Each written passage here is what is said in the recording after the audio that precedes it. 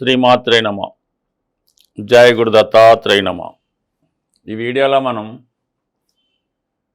వృశ్చిక రాశి వారికి రుజుమార్గంలోకి మారిన శని భగవానుడి యొక్క ప్రభావం ఏ విధంగా ఉంటుంది అని పరిశీలిద్దాం. ముందుగా నవంబర్ 25 నుంచి జూలై 22 మధ్యలో సుమారు 8 నెలల పాటు శని భగవానుడు సంపూర్ణంగా మీనరాశి అందే సంచరిస్తూ పూర్వభాద్ర మరియు ఉత్తరాభాద్ర నక్షత్రాల మీద సంచరించడం జరుగుతూ ఉంటుంది.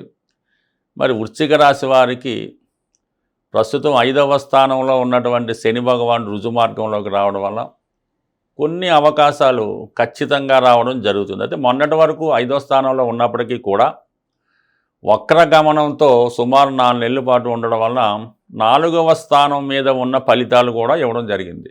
అంటే 4లో రాహు ఉంటూ శని కూడా 4 మీద ప్రభావం ఇవ్వడం వల్ల జాతకుడు చాలా కోల్పోవడం జరిగింది. ముఖ్యంగా తల్లిగారి యొక్క ఆరోగ్యం, ఏమైనా స్థిరాస్తి మన చేయి జారిపోవడం, విద్యార్థులు సరైనటువంటి విద్యలో ప్రతిభ చూపలేకపోవడం, అలాగే కుటుంబంలో ఎవరో ఒకరు ఏదో ఒక సమస్యతో ఇబ్బంది పడడం వలన దాని ప్రభావం మీ మీద అధికంగా పడడం, ఇవన్నీ మొత్తం మీద ప్రశాంతమైన సుఖమైన హ్యాపీ లైఫ్ లేకుండా రావడం జరిగింది.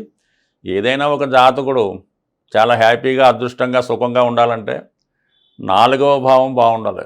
4వ భావం పాడైనప్పుడు ఎంత ఉన్నా కూడా అస్సలు ఏమీ ఉపయోగం ఉండదు.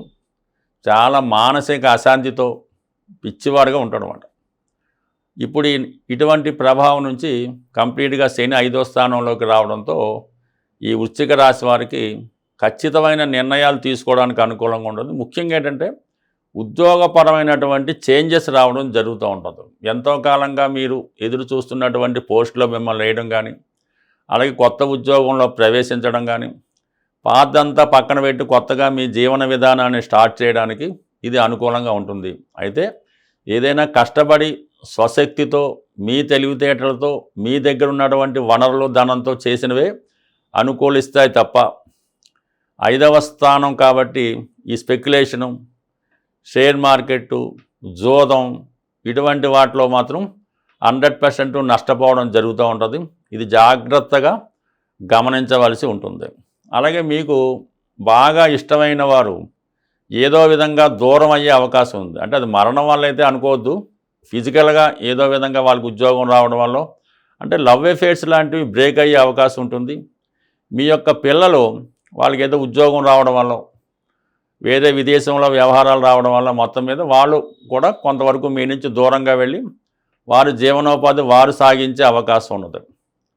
ఇది ఒకటి జాగ్రత్తగా మీరు గమనించుకోవాలి. అలాగే చిన్నపిల్లలు లాంటి వాళ్ళు ఉంటే వాళ్ళ యొక్క విద్య ఆరోగ్యం మీద కంపల్సరీగా శ్రద్ధ పెట్టవలసి ఉంటుంది. అయితే ఇక్కడ సప్తమాన్ని వీక్షించడం వలన ముఖ్యంగా వివాహ ప్రయత్నాలు వాయిదా పడుతుంటాయి. గతంలో కుదుర్చుకున్న సంబంధాలు కూడా వాయిదా పడే అవకాశం ఉన్నది. అయితే శుభగ్రహాల దృష్టి అది వచ్చినప్పుడు ఆటోమేటిక్గా ఇది న్యూట్రల్ అవుతుంటుంది. శని ఇచ్చిన ఫలితం ఒక్కడే శని కాదు కదా, మిగతా గ్రహాలు వీక్షించిన, శుభగ్రహాలు వీక్షించిన, శుభగ్రహాల ఆ స్థానాన్ని వీక్షించిన కంపల్సరీగా మీకు మంచి ఫలితాలు జరుగుతూ ఉంటాయి. శని అడ్డుకుంటూ ఉంటాడు, ఏదైనా శుభగ్రహం దాన్ని క్లియర్ చేయడం జరుగుతుంటుంది. శని ఏదైనా ఫలితాన్ని ఖచ్చితంగా ఇస్తాడు, అయితే ఆలస్యం చేస్తూ ఉంటాడు. ఖచ్చితంగా మనం రైలు టికెట్ తీసుకొని ప్లాట్ఫామ్ మీద ఉంటాం, టైంకి అయితే ట్రైన్ రాదు, కానీ 2-3 గంటల ఆలస్యమైనా ట్రైన్ పక్కా వస్తుంది, మన ప్రయాణం వెళ్తుంది. శని భగవానుడు కూడా అంతే, సమయానికైతే ఇవ్వడం, మన ఓర్పుని పరీక్షిస్తుంటాడు.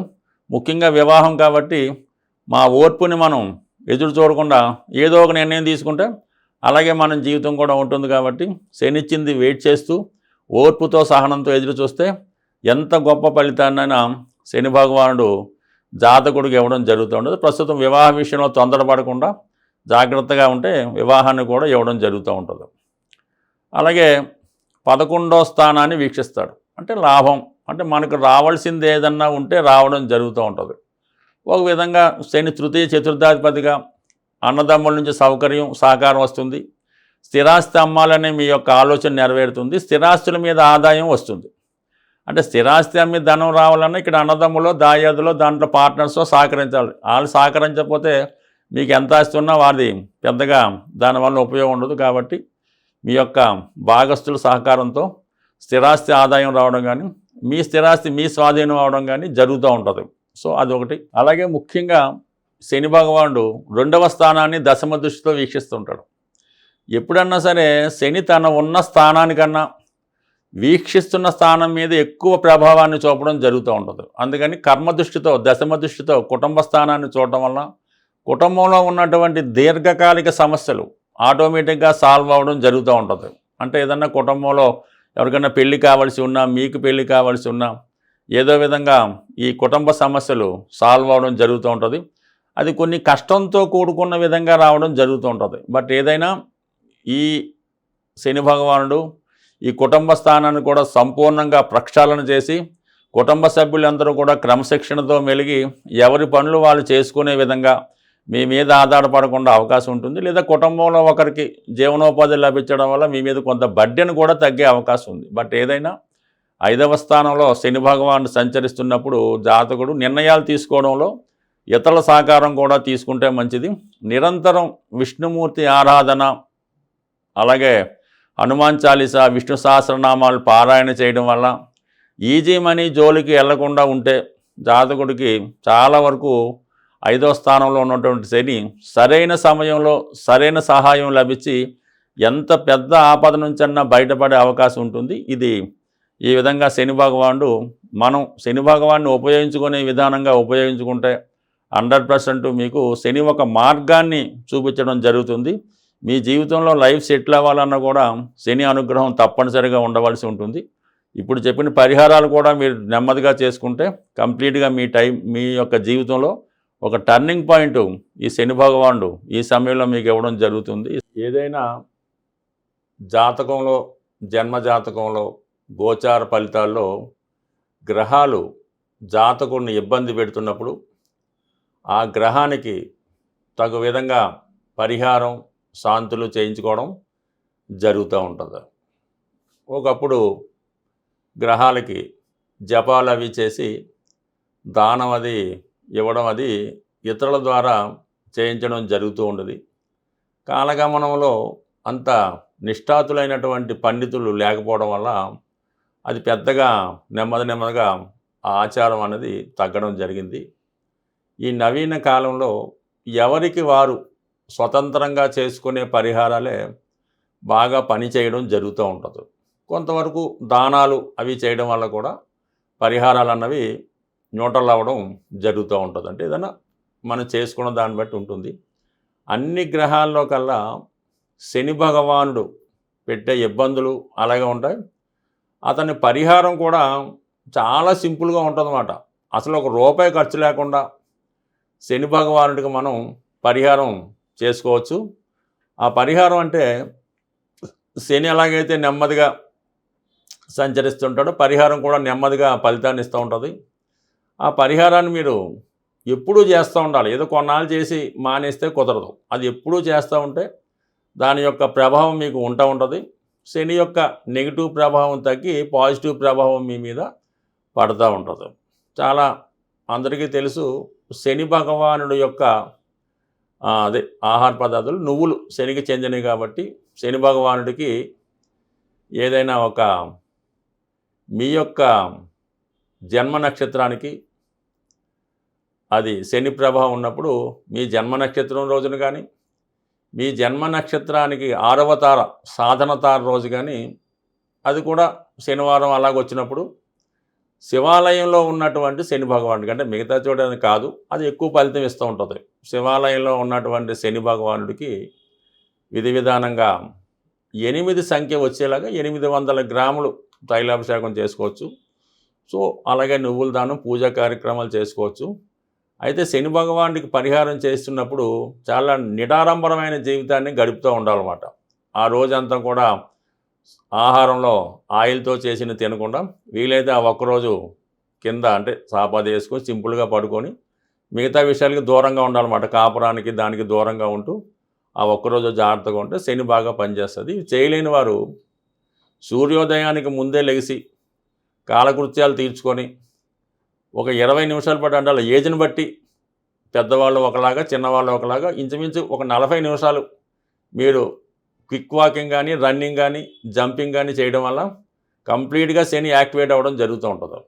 నెంబర్ 2, మీ ఇంట్లో పెద్దవాళ్ళు, వృద్ధులు ఎవరన్నా ఉంటే వాళ్ళు కొద్దిగా సేవ చేసి వాళ్ళ అవసరాలు తీర్చి వారిని చిన్న చిన్న పనులు చెప్పినప్పుడు అవి చేస్తూ ఉండాలి. 99% ఇంట్లో పెద్దవాళ్ళు ఉన్నప్పుడు వాళ్ళు చిన్న అవసరాలు కూడా, ఒక ట్యాబ్లెట్ తెచ్చిపెట్టమన్నా కూడా ఆ ఇంట్లో ఎవరు కూడా తేడాకి ఇష్టపడరు. వాళ్ళే పాపం ఎవరినో బతిమాలు వాళ్ళే వెళ్ళి తెచ్చుకుంటూ ఉంటారు.